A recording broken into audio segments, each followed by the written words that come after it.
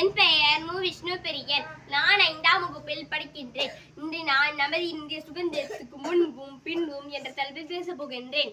தண்ணீர் விட்டா வளர்த்தோம் சர்வேசா, இப்பயிரை கண்ணீரால் காத்தோம், கருக திருளமோ என்ற மகாகவி பாரதியாரின் வரிகளுக்கு ஏற்ப நமது சுதந்திரம் எளிதாக கிடைக்கவில்லை. உதரத்தாலும் ஜகத்தாலும் கிடைத்தது.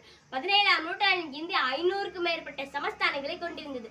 அப்பகுதியிலே குறுநில மன்னர்கள் ஆண்டனர். அப்போதான் ஆங்கிலேயர்கள் 1515இல் கிழக்கிந்திய கம்பெனி என்ற பெயரில் வியாபாரம் செய்ய வந்தனர். அவர்கள் பிரித்தாளும் சூழ்ச்சியை பயன்படுத்தி ஒவ்வொரு சமஸ்தானத்தையும் தனதாக்கினர்.